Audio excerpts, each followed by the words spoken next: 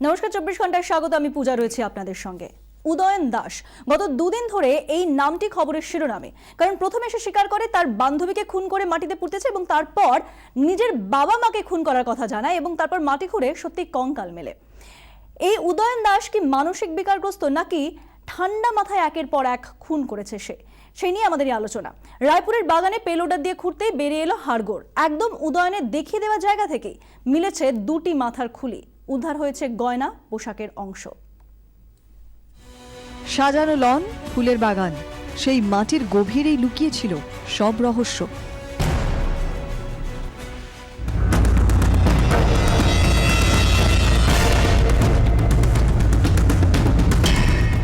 শুধু আকাঙ্ক্ষাই নয়, সে খুন করেছে নিজের মা বাবাকেও। মেরে পুঁতে রেখেছে রায়পুরের বাড়ির বাগানে। চাঞ্চল্যকর বয়ানের পরই ভোপাল থেকে রায়পুরের সুন্দরনগরে নিয়ে আসা হয় উদয়নকে। তারই দেখিয়ে দেওয়া জায়গা চিহ্নিত করে 11:40 নাগাদ শুরু হয় খোঁড়াখুঁড়ি। আনা হয় এক প্রত্নতাত্ত্বিককেও। খোঁড়াখুঁড়ির কাজে লাগানো হয় 6 জনকে। পাশে পুলিশের সঙ্গে ঠায় দাঁড়িয়ে উদয়ন। কাজে গতি আনতে কিছুক্ষণ পর নিয়ে আসা হয় পে লোডার। খোঁড়াখুঁড়ি শুরু হতেই বেরিয়ে আসে একের পর এক হাড়গোড়। বেলা 1টা নাগাদ বেরিয়ে আসে প্রথম মাথার খুলি, সঙ্গে প্রচুর হাড়গোড়।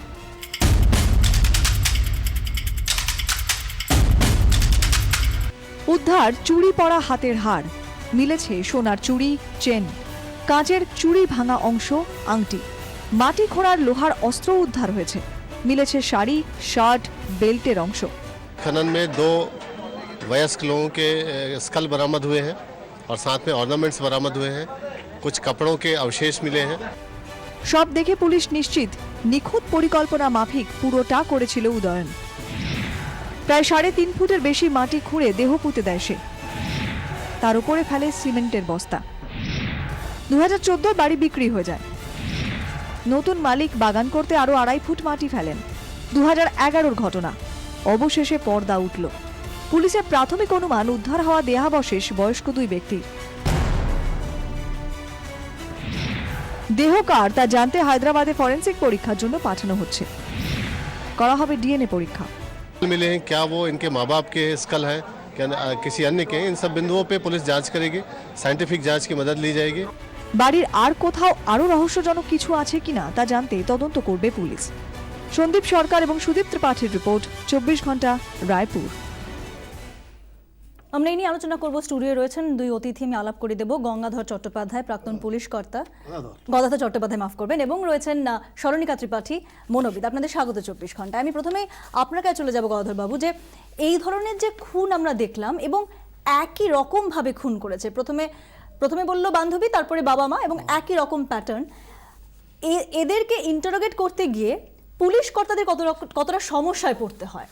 দেখুন, আমাদের ক্রিমিনোলজির টার্মিনোলজিতে এদের বলা হয় অ্যাবনর্ম্যাল ক্রিমিনালস। আচ্ছা, এই ধরনের ক্রিমিনালরা বলি অ্যাবনর্ম্যাল ক্রিমিনালস। যারা ক্রিমিনাল, নো ডাউট ক্রাইম করছে, কিন্তু একটু অ্যাবনর্ম্যালিটি তাদের মধ্যে দেখা যায়। এদের ইন্টারোগেশন যদি দেখেন, অ্যাকচুয়ালি এদের ইন্টারোগেশনের সাইকোলজিক্যাল অ্যাসপেক্টে সব থেকে ভালো। কারণ যতক্ষণ পর্যন্ত ওকে ব্রেক না করতে পারছি, যতক্ষণ উইন ওভার না, এদের একটা টেন্ডেন্সি থাকে, এরা ভীষণ ক্লেভার। এরা আপনাকে বিভিন্ন রাস্তায় ঘুরিয়ে দেবে, বিভিন্ন দিকে টার্ন নিয়ে নেবে এরা। কারণ এদের ব্রেনটা খুব ক্লিয়ার ব্রেন এদের। দেখেছেন যতগুলো মার্ডার করেছে, যেমন 2011 বাবা মাকে খুন করার পরে, ধরুন আবার 2017-তে এলো আপনার, 17-তে আর 16 সালে একটা মার্ডার হয়েছে, 16 সালে জুলাই মাসে মার্ডার হয়েছে। তো এই যে 5 বছর কিন্তু ক্লিন লাইফ লিড করেছে ও। কারণ যেভাবে একটা দেখবেন মার্ডারটা কীভাবে হলো, আমি অ্যানালাইসিস করছি, আমার পাশে ক্লিনিক্যাল সাইকোলজিস্ট রয়েছেন, ওনার সঙ্গে বলছিলাম, এই যে মার্ডারগুলো করেছে এটা হিনিয়াস টাইপ অফ মার্ডার, গলা টিপে খুন করা। এবং এই যে ট্রমা হওয়ার কথা একটা মেন্টালি, এ তো নর্মাল নয়, গুলি করে দিলাম পড়ে গেল, এ তো নয়। এই ট্রমাটা কিন্তু ও এই এতগুলো বছরের মধ্যে ট্রমার কোনো ইফেক্ট হয়নি ওর, যার জন্য সে আবার একটা যে ক্রাইম করেছে সেটা সিমিলার ক্রাইম, সেখানে কিন্তু ট্রমা আছে, কিন্তু চুপচাপ সে নির্বিকার। এই যে অ্যাবনর্ম্যাল ক্রিমিনালস, এদেরকে আমরা আমাদের ভাষায় বলি সাইকোটিক্স ক্রিমিনালস। সাইকোটিক্স এদের জিজ্ঞাসাবাদের কি কোনো পদ্ধতি আছে? আলাদা পদ্ধতি আছে এদের। আপনি টর্চার করে কিছু হবে না। 3rd ডিগ্রি একদম এদের হচ্ছে যে আপনার নলেজ দিয়ে আপনার নলেজ দিয়ে ওকে ওকে ওকে বলতে দিতে হবে, লেট হিম স্পিক। আমরা কিন্তু আপনি যেরকম বললেন যে এরা তো খুব বুদ্ধিমান, শুনলে সেক্ষেত্রে এরা কি স্বীকার করে? মানে আমরা উদাহরণের ক্ষেত্রে দেখলাম একের পর এক স্বীকারোক্তি তার স্বীকার করবে তাকে। এবং সবথেকে ভালো হচ্ছে যে সিন অফ ক্রাইমে ওদের ঘোরাতে হয়। আচ্ছা সিন অফ ক্রাইমে যদি ওদের নিয়ে যাওয়া হয় তখন টমাটা কাজ করে ওদের। আচ্ছা সিন অফ ক্রাইমে বা যে ইনস্ট্রুমেন্টগুলো ইউজ করে, বা যেমন ধরুন এখানে দেখেছেন আকাঙ্ক্ষার ক্ষেত্রে ওই যে যখনই ও ওইটা খুঁড়েছে তখনই দেখবেন সব বলতে, পুলিশ যখনই ঢুকেছে তখনই বলেছে ইয়েস আই হ্যাভ মার্ডার্ড।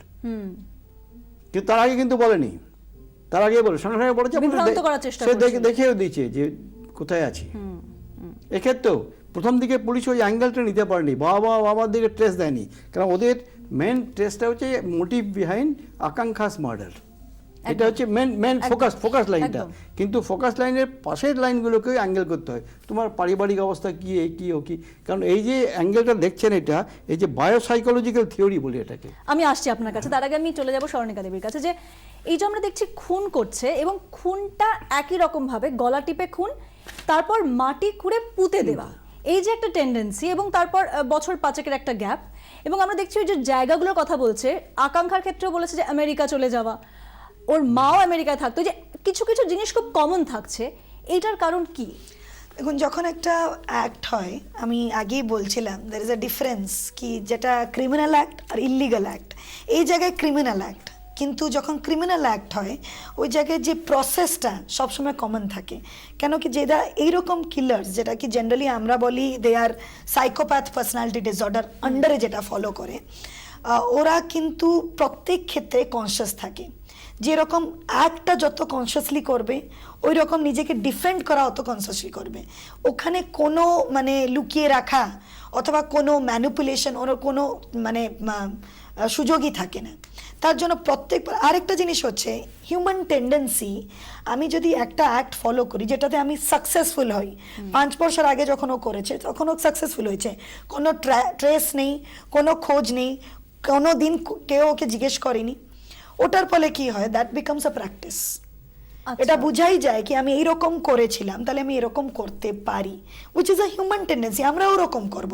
যদি ওয়ান ট্রায়ালে আপনি সাকসেসফুল হন তাহলে বারবার ওই ট্রায়ালটা নেবে। একেবারে একদম যদি আমি সাকসেসফুল হয়ে যাই তাহলে আমি বারবার করে আনলেস আনটিল, এন্ড এখানে গিল্ট ফিলিং থাকে না। অ্যাকচুয়ালি যখন আমি দেখছিলাম সাইকোপ্যাথ পার্সোনালিটি ডিসঅর্ডার প্রিডমিনেন্সটা থাকে অল প্যারানয়েড ফিচার্স, আর এক্সেসিভ অ্যাগ্রেশন দেখবেন, ক্রনিক লাইং দেখবেন, মানে মিথ্যা বলে যাবে, একদম এরকম মিথ্যা বলবে আপনি বুঝতেই পারবেন না।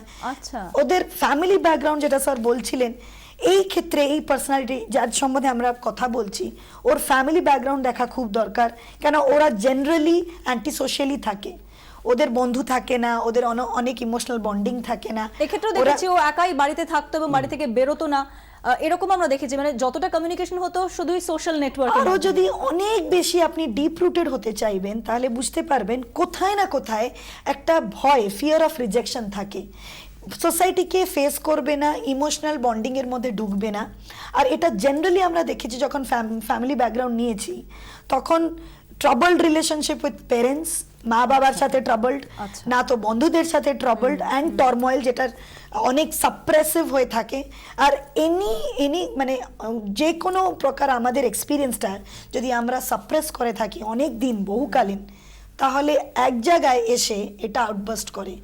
তখন একটা মেডিকেল মানে টার্ম আমরা ইউজ করি generally in the frontal lobe, আমাদের সবার মধ্যে আছে মোরাল সেন্সিটিভিটি, মোরাল জাজমেন্ট, ওটা আমরা করতে পারি, যার ফলে আমরা বলি সেলফ কন্ট্রোল আসে। এই রকম ব্যক্তিত্বের মধ্যে এই কন্ট্রোলটা থাকে না, ওরা বুঝতে পারে না মোরালি কোনটা অ্যাকসেপ্টেবল। একদমই তাই। এবং সেই ক্ষেত্রে আমরা দেখেছি যে শুধুমাত্র খুন নয়, আকাঙ্ক্ষাকে শুধুমাত্র খুন নয়, খুন করে 1 সপ্তাহ আকাঙ্ক্ষার দেহ নাকি ফ্রিজে রেখে দিয়েছিল উদয়ন, এমনটা উদয়ন জানিয়েছে। পরে সুযোগ সুবিধা মতো কংক্রিটে কবর দেয় সে, যেটা এমনই চাঞ্চল্যকর তথ্য উঠে এসেছে। অন্যদিকে আকাঙ্ক্ষার বাবা মা চাইছেন যে মেয়ের খুনির কঠোরতম সাজা হোক। ফেসবুকে পরিচয়, প্রেম, একসঙ্গে পথ চলা শুরু, তারপরেও কেন আকাঙ্ক্ষাকে খুন করল উদয়ন? জেরায় সে সব কথা কবুল করেছে সে। আকাঙ্ক্ষা নিয়মিত এক বন্ধুর সঙ্গে ফোনে কথা বলতো, চ্যাট করত। এতে আপত্তি ছিল উদয়নের। এই নিয়ে কথা কাটাকাটিও হতো দুজনের। গত 14ই জুলাই সংঘাত চরমে ওঠে। সেই রাতটা জেগেই কাটায় উদয়ন। করে ফেলে খুনের ছক। 15 জুলাই সকালে ঘুমন্ত আকাঙ্ক্ষাকে মুখে বালিশ চেপে শ্বাসরোধ করে উদয়ন, তারপর গলা টিপে মৃত্যু নিশ্চিত করে। খুনের পর 7 দিন আকাঙ্ক্ষার দেহ ফ্রিজে রেখে দেয় উদয়ন। জেরায় সে জানিয়েছে প্রতিবেশীদের বাইরে বেড়াতে যাওয়ার জন্য অপেক্ষা করছিল সে। প্রতিবেশীরা বেড়াতে যেতেই আকাঙ্ক্ষার দেহ ট্রাঙ্কে ভরে কংক্রিটের ঢালাই করে দেওয়া হয়, কিন্তু তাও দুর্গন্ধ চাপা দিতে না পেরে ঢালাইয়ের ওপর বেদি বানিয়ে ফেলে উদয়ন। তার উপর শুরু করে পুজো। প্রায় 100টি ফেক প্রোফাইল ছিল তার। নিজেকে আইআইটি পাস আউট বলে দাবি করে সে, কোথাও আবার নিজেকে দাবি করে আমেরিকার নাগরিক হিসেবে। এমনই এক প্রোফাইলের প্রেমে পড়ে আকাঙ্ক্ষা। মেয়ের খুনির কঠোরতম শাস্তি চেয়েছে আকাঙ্ক্ষার পরিবার। सजा नहीं मिलेगी तो वो कल को कहीं हम लोगों को टारगेट नहीं करेगी। সোমবার সকালে 6 দিনের ট্রানজিট রিমান্ডে বাঁকুড়া আনা হচ্ছে উদয়নকে। সন্দীপ সরকার এবং হীরক মুখার্জি রিপোর্ট 24 ঘন্টা।